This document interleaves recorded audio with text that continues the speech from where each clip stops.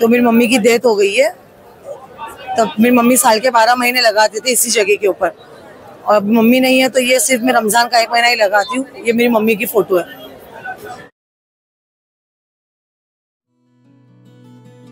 रमजानचा महिना हा मुस्लिम बांधवांसाठी फारच पवित्र महिना असतो। या महिन्यात सगळ्यात जास्त गर्दी पाहायला मिळते ते मस्जिद बंद रोडवरील मोहम्मद अली गलीमध्ये। इथे व्हेज पासून नॉनव्हेज पर्यंत सगळ्या प्रकारचे पदार्थ खायला खवय्यांची गर्दी असते। याच गर्दीत शेरवानू चौहान नावाची एक मुलगी भांडोली नावाच्या पदार्थाचा स्टॉल लावते। पण या मागचं कारण रमजानपेक्षा सुद्धा तिची आई आहे। हा स्टॉल ती तिच्या आईच्या आठवणीत लावते।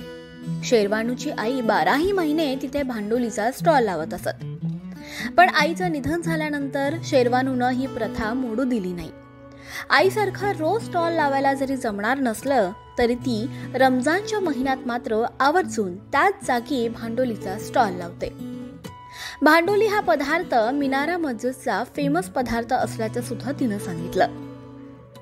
तर पाहूयात ही लेक नेमकं तिच्या आईच्या आठवणींबद्दल काय म्हणते। मेरा नाम शेरवानू चौहान है। और आप ये क्या बना रही हो? ये भांडोली है। कैसे बनता है ये चावल का आटा, अंडा, मावा, नारियल का दूध, ये सब मिक्स करके बनाए जाते हैं।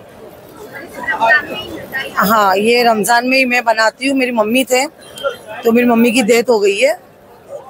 तब मेरी मम्मी साल के 12 महीने लगाते थे इसी जगह के ऊपर, और अब मम्मी नहीं है तो ये सिर्फ मैं रमजान का 1 महीना ही लगाती हूँ। ये मेरी मम्मी की फोटो है।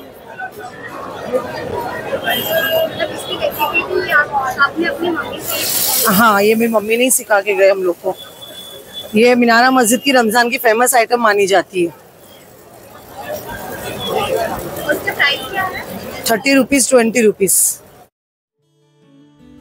आईकडून शिकलेल्या या भांडोलीच्या रेसिपीच्या स्वरूपात तिच्या आठवणी आजही शेरवानू सोबत आहेत।